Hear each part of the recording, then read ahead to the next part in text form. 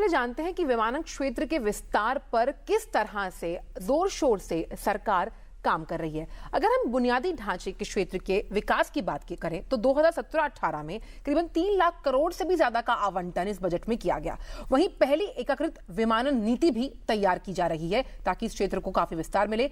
देश के मध्यम वर्ग के अधिक से अधिक परिवार हवाई यात्रा करना चाहते हैं और साथ ही देश के विकास को नया आयाम देने में विमानन क्षेत्र का बहुत अहम योगदान है। 2035 तक हवाई यात्रियों की कुल संख्या करीबन 44 करोड़ तक हो जाएगी और भारत में करीबन 32 करोड़ से भी ज्यादा नए यात्री हवाई यातायात के माध्यम से जुड़ेंगे। घरेलू यात्रियों के मामले में भारत दुनिया का तीसरा सबसे बड़ा एविएशन मार्केट है। पिछले वित्त वर्ष में देश में हवाई यात्रियों की संख्या करीबन 21% बढ़ चुकी है और हवाई यात्रा करने वाले यात्रियों की संख्या फरवरी में तकरीबन 86 लाख से भी ज्यादा हो गई है। ये 2017 के ताजा आंकड़े हैं।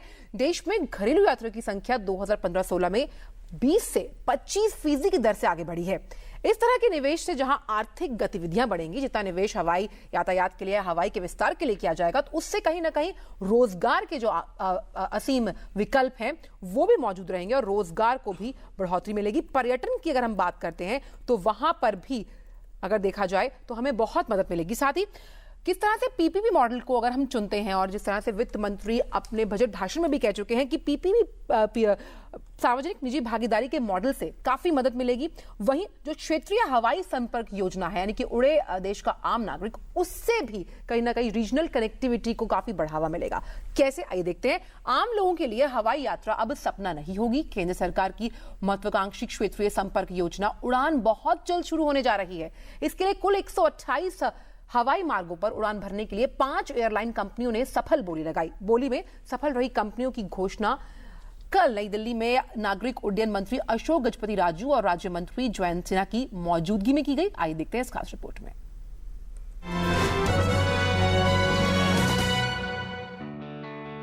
आम लोगों के लिए हवाई यात्रा अब सपना नहीं होगी। केंद्र सरकार की महत्वाकांक्षी क्षेत्रीय संपर्क योजना उड़ान बहुत जल्द शुरू होने जा रही है। इसके लिए कुल 128 हवाई मार्गों पर उड़ान भरने के लिए 5 एयरलाइन कंपनियों ने सफल बोली लगाई है। बोली में सफल रही कंपनियों की घोषणा नई दिल्ली में नागरिक उड्डयन मंत्री अशोक गजपति राजू और राज्य मंत्री जयंत सिन्हा की मौजूदगी में की गई।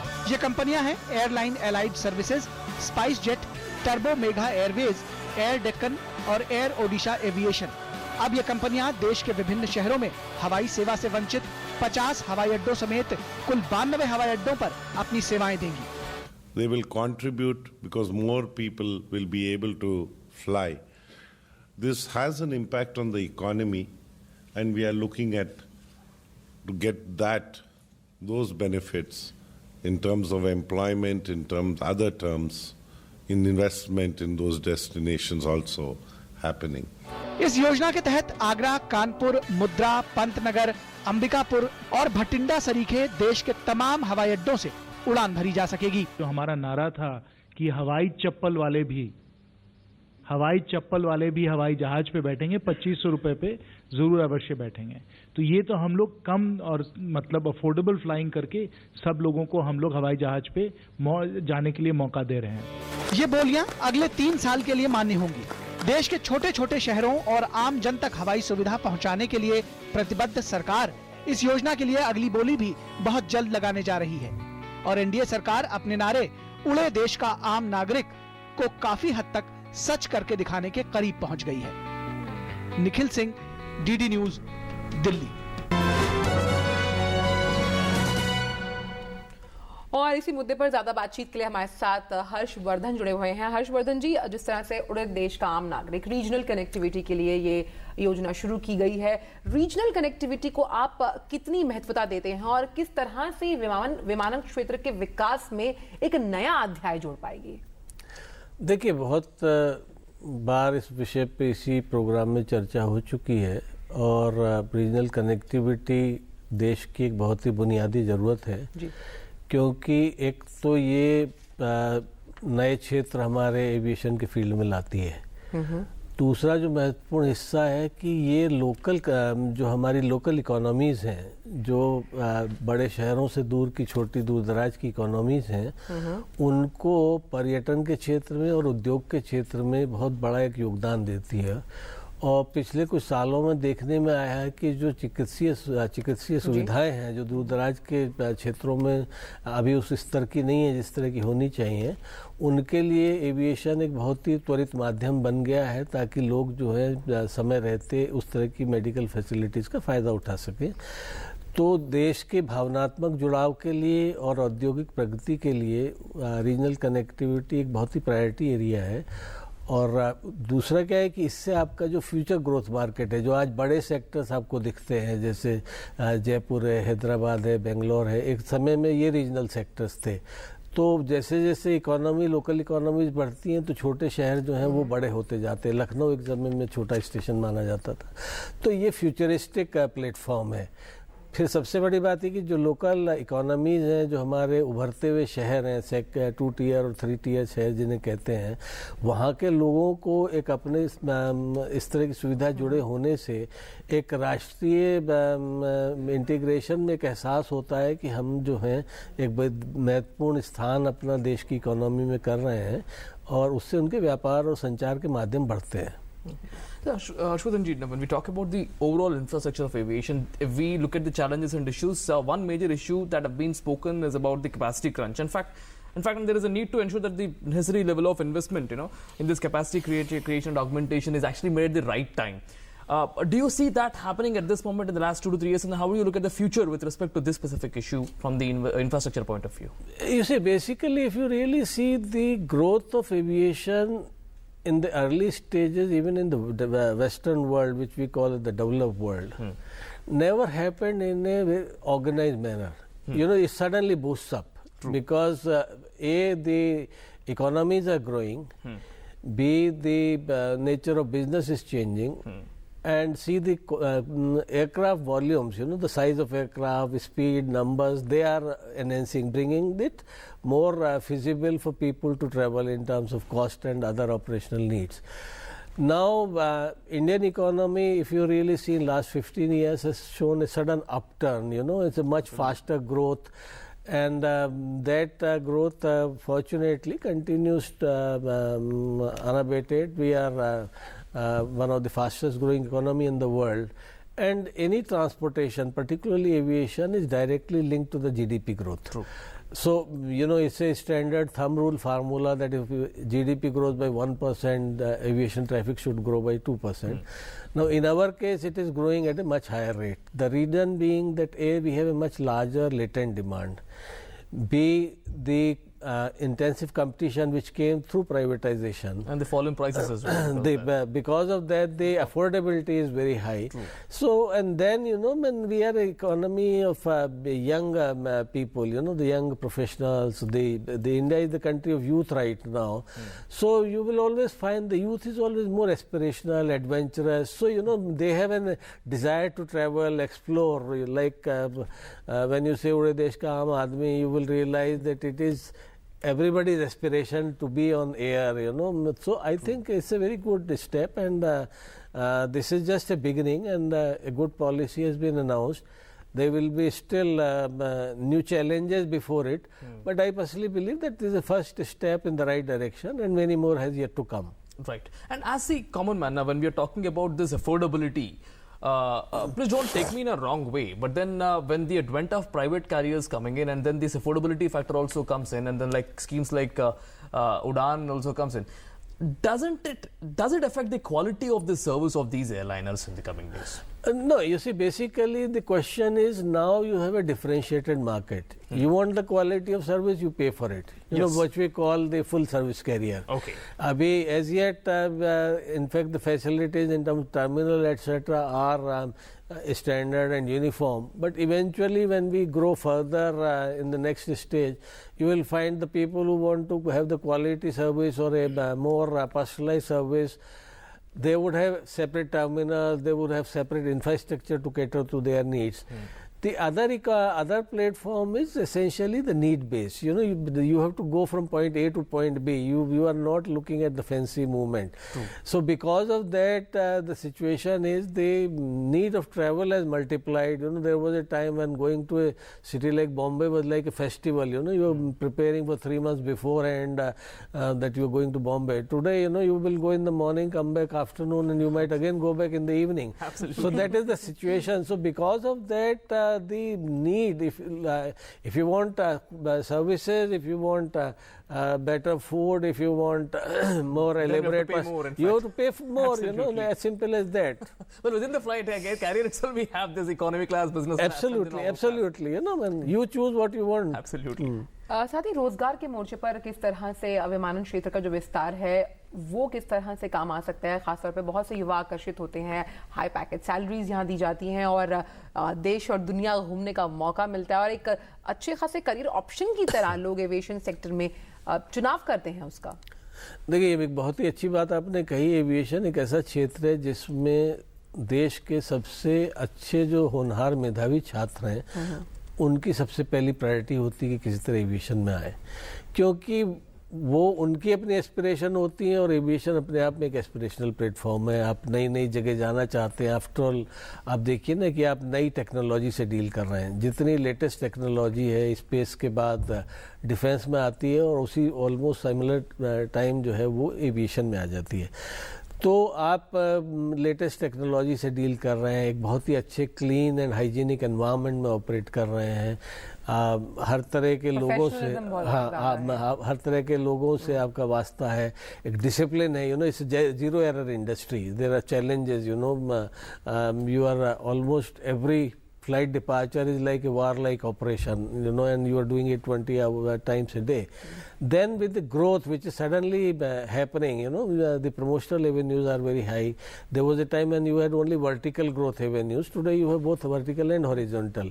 And fortunately Indian professionals are very well rated even internationally. So you have great opportunities to even move internationally in the similar positions. So the prospects of jobs are very high, and of late you will find almost 2.5 lakh people are employed in aviation sector directly, which will go up further, you know, the airlines. So, and then the more and more airports are coming up, infrastructure is happening. So it's a huge growth area. But then, you know, I may like to warn you, you know, कि कई बार क्या होता है कि हर आदमी सोचता है कि अब जहाज बढ़ रहे हैं तो एकदम डिमांड बढ़ेगी, पर हमने देखा कि एकदम सप्लाई भी बहुत ज़्यादा बढ़ जाती है और देर कुछ एक गैप होता है, क्योंकि इसमें एक पोस्ट के लिए कई दफ़े 200 आदमी अवेलेबल हो जाते हैं, तो थोड़ा सा गैप हो जाता है। तो थोड़ा सा लोगों को इस बारे में केयरफुल रहना चाहिए कि अगर ग्रोथ है, इसका मतलब नहीं आपने एक ट्रेनिंग ले ली और आप जो है उसी दिन जो है जॉब पे लग जाएंगे। पर ये एक बहुत ही चैलेंजिंग और एक बहुत ही अच्छा क्षेत्र है और इसमें युवाओं को प्रोत्साहन भी है और युवाओं को आगे बढ़ने के बहुत अपॉर्चुनिटी। और साथ ही ये आपको खुद से चुनाव करना पड़ेगा अपने जहन में डालकर कि वाकई आप इस फील्ड की तरफ आकर्षित हैं या वाकई आप इस फील्ड के लिए काम करना चाहते हैं। क्योंकि आपने हवाई अड्डों का भी जिक्र किया, ऐसे में ग्रीन हवाई अड्डों की भी बात की जा रही है। ऐसे में आपको क्या लगता है कि हवाई अड्डे भी अपने आप में एक बहुत बड़ा रोल प्ले करते हैं जब हम बात करते हैं हवाई यातायात की, क्योंकि वहां पर भी अगर साफ सफाई की बात है किस तरह से मेंटेन किया जाता है। अब ऐसे कई क्षेत्र हैं, या फिर कह सकते हैं कई राज्य हैं जहां पर हवाई अड्डा है तो वहां फ्लाइट नहीं चलती, जहां फ्लाइट है तो वहां हवाई अड्डा ठीक नहीं है। इस स्तर पर किस तरह से काम किया जाना जरूरी है?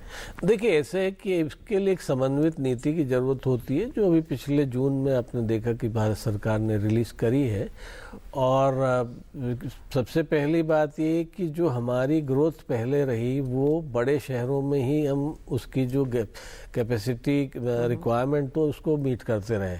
हर आदमी का प्रयास होता है कि सबसे पहले वहाँ जाए जहाँ पे एंट्री सबसे इजी हो और एक रेडी इंफ्रास्ट्रक्चर हो। अब वो वहाँ पे क्योंकि एक तरह का सेचुरेशन पॉइंट आ रहा है, तो अब धीरे धीरे देखेंगे कि जो नए क्षेत्र है उसकी तरफ लोग बढ़ रहे हैं।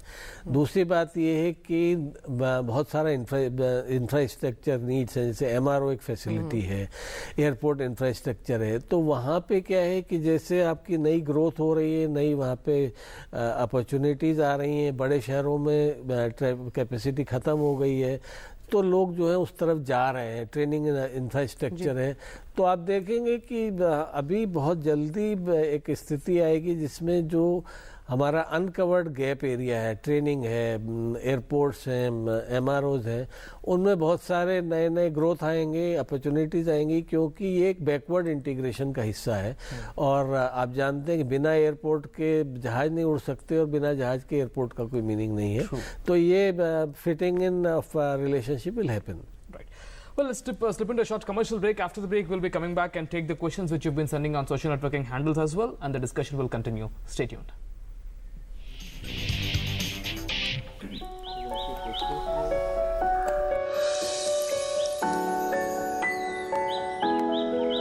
Losing a lot on transaction fees?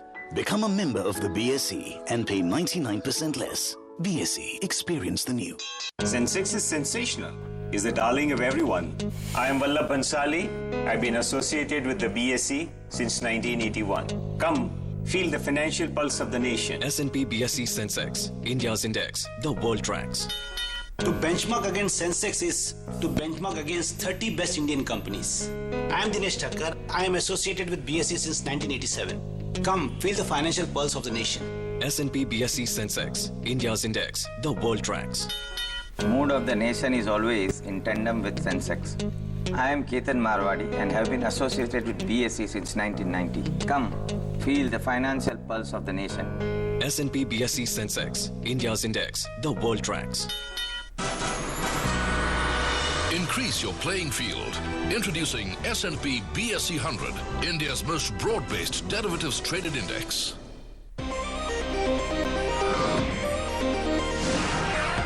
India's fastest currency derivatives exchange is here. BSE CDX, powered by Bolt Plus. Welcome back to Economy Today. We are discussing the infrastructure strengthening of the aviation industry. Let's take a look at the questions which you've been sending on the social networking handles. The first question is on our Twitter handle. Let's have a look at that question. This question is by Priyanka Raj. How crucial will be the role of aviation policies in tapping the potential growth of aviation industry? I think there must be a second part of this question too. Okay, that's the question now. I think aviation policy is the basic catalyst in making it easy for the operators and the infrastructure providers. And as you know, India is a very classic example where both experiments of government in terms of privatization and public-private partnership have been successful. You know, they have not been in many other areas. And now there is a need to intensify on those efforts because gone are the days when governments used to be the main creator of infrastructure. Now people have to entrepreneurs have to move into it. So I think you have to look at the future. You know, basically the policy visualizes what is the 50-year hence, 25-year hence. And if you don't think today, I mean, tomorrow when the actual event happens, you will not be prepared for it. Absolutely. Let's take another question. This question again is on our Twitter handle. This question is by Sushil Singh. Let's have a look at that. What is the roadmap of Aviation Ministry to offer safe and convenient travel to customers at competitive prices? Ashwin. Well, I think this is almost like asking how can everybody be good. You know,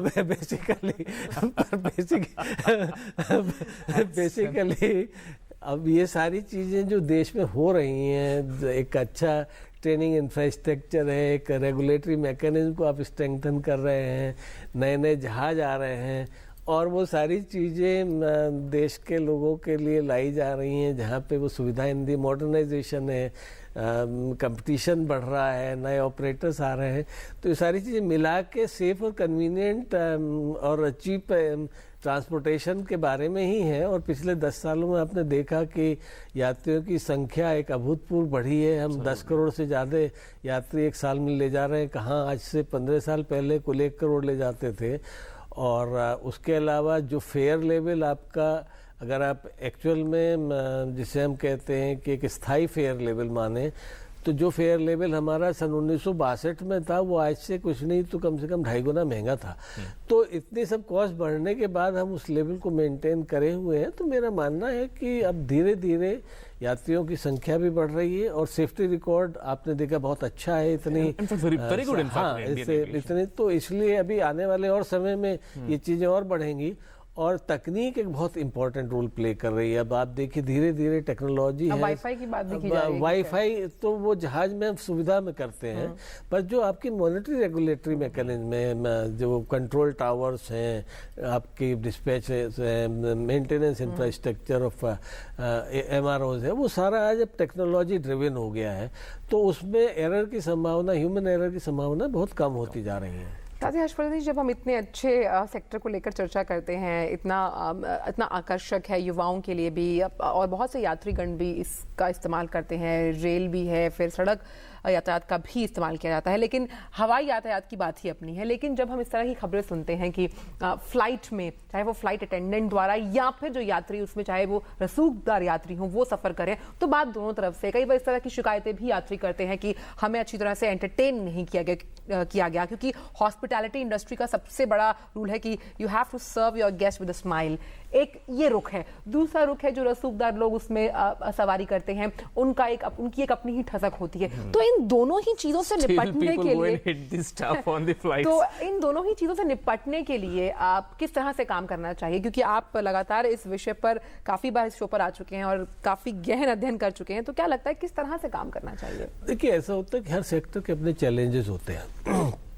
नए नए लोगों से मिलना, नए नए लोगों के व्यवहार को देखना और उस हिसाब से अपना तैयारी रखना और अपनी ट्रेनिंग जो आपकी टीम है उसको उस तरह से तैयार करना, यही एविएशन इंडस्ट्री का सबसे बड़ा चैलेंज है। ये बहुत ही एक अच्छी इंडस्ट्री है। इसमें एक इंटरेस्टिंग बात ये है कि आप लेटेस्ट टेक्नोलॉजी से भी डील कर रहे हैं, आधुनिक लोग विचारधारा के लोगों से भी डील कर रहे हैं और रूढ़िवादी लोगों से भी डील कर रहे हैं।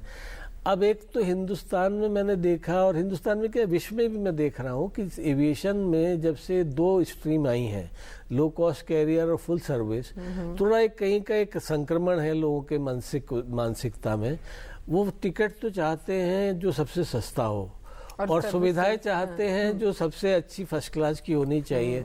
तो यात्रियों को सबसे पहले तो ये तय करना होगा कि वो किस तरह की सुविधाएं चाहते हैं और वो किस तरह से पे कर रहे हैं। दूसरा एक और बात है कि पिछले 50 साल में जहाज़ों के साइज बढ़ गए हैं, यात्रियों की संख्या बहुत बढ़ गई है। तो वो ज़माने ख़त्म हो गए जहाँ पे हर व्यक्ति को इंडिविजुअल तौर पे अपने दामाद की तरह आप ट्रीट कर सकते थे, क्योंकि इतना वॉल्यूम है। अच्छा, फिर आप देखिए ना, जो खास तौर पे जैसे लो कॉस्ट कैरियर हैं, वो टर्न अराउंड टाइम ही उनका 30 मिनट का है कि आप जहाँ गए फटाफट पहले ही जो है सफाई करके उतरते हैं और दूसरों को बिठाना, इधर यात्री उतर रहे तो उधर। पहले ज़माने में 45 मिनट तो आप खाली जहाज़ की सफाई में लगाते थे, इतनी देर में आप आराम से उसको कर लेते हैं। अब रही बात विभिन्न प्रकार के यात्रियों की, देखिए एक तो बात यह है कि हमारे देश में जो मानसिकता है वो हर व्यक्ति को अपने में एक महत्वपूर्ण मानने की थोड़ी मानसिकता ज़्यादा है दूसरे देशों के मुकाबले, क्योंकि आप वहाँ पे सीधे सीधे आपको पता है कि इस लाइन में खड़े होकर आपको चले जाना है, पर उसके बाद भी उनकी इच्छा होती कोई आके उनसे पूछे कि साहब आप कहाँ जा रहे हैं। तो एक तो ये इशू है। दूसरा, थोड़ा वीआईपी कल्चर हमारे यहाँ ज़्यादा है, उसको धीरे धीरे आपको कर्व करना होगा और वीआईपीज़ को भी ये मान के चलना चाहिए कि अब वो एक आम आदमी की तरह रहें। इनफैक्ट मैंने देखा 50 साल पहले जो जितना बड़ा था वो उतना हम्बल था। आज जो है जो जितना जिस भी स्थिति में वो उसकी थोड़ा ईगो का जो है बढ़ गया है और कहीं ना कहीं उसको एक तरह की उस भावनाओं को कहीं पोषित भी करते रहे हैं।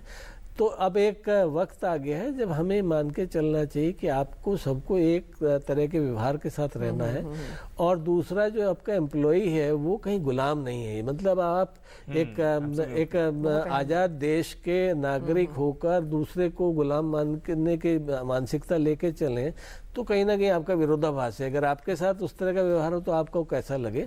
तो लोगों में एक मैच्योरिटी लेवल की जरूरत है। और मेरा अपना मानना है कि देखिए अच्छे पढ़े लिखे लोगों में अज्ञानी मिल जाते हैं और अज्ञानियों में ज्ञानी मिल जाते हैं, तो इसको हमें जनरलाइज भी नहीं करना चाहिए। यानी कि उड़े देश के आम नागरिक के साथ साथ आपको ये समझना होगा कि आप एक आजाद देश के आम नागरिक हैं और आप पर बहुत जिम्मेदारी है अपने व्यवहार और आचार से बहुत कुछ सिद्ध करने की। Well, absolutely. In fact, the way you put such a sensitive issues related to ego in a very subtle way was so impressive.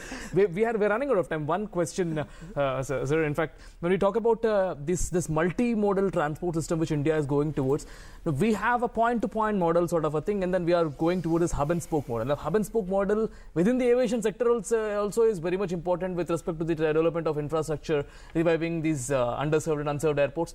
How do you think this will help in reinvigorating spirits into the sector? देखिए, hub and spoke and multi sector operations are growing. And please understand, the environment keeps changing. You see, what was Jaipur 30 years ago is what I would think, say, small time like Jabalpur would be. You know, the basic point is that hub and spoke is the beginning where we are meeting the local or regionalized meet, point-to-point meet. True. But then you are a part of the integral whole. True. And when you are a part of integral whole, you need to expand. In fact, you see the world environment.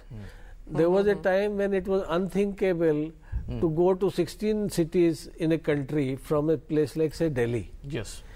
Today, if you are in Dubai, you could visit some 20 cities of India. Earlier, you would come to either Bombay or Delhi, take connecting flight or the other mode of transport. Flights as well. So, and multimodal transport is the integration of various modes of transport, because you cannot, you are looking at the last mile connectivity, and last mile connectivity today is almost becoming up to your, from your house till your house. Absolutely. So I think, when you need to, and the technology is making it possible to integrate. So I think it's a very interesting and a very growth oriented environment, and India is at the forefront of it. In fact, we have always been at the forefront of technology and experimentation in aviation industry worldwide. So I think this trend continues. Well, thank you very much, Harshvardhan ji, for coming to our studio and then answering our questions, and also the questions by the people, and analyzing the whole infrastructure space of the aviation industry. बिल्कुल, और जाने से पहले एक नजर भारतीय share बाजार पर 29,610 का लेवल, 36 अंकों की गिरावट, और निफ्टी में 9,156 का स्तर देखा जा रहा है। यानी कि सीमित दायरे में कारोबार करता हुआ बाजार, एक प्रॉफिट बुकिंग का सेशन जिस तरह से हमने चर्चा की थी बिजनेस मॉर्निंग में भी, आज देखा जा सकता है। तो आज बिजनेस मॉर्निंग में बस इतना ही। आपसे मुलाकात होगी सोमवार को एक नए मुद्दे के साथ। बाकी खबरों और अपडेट्स के लिए आप देखते रहिए डीडी न्यूज़। नमस्कार।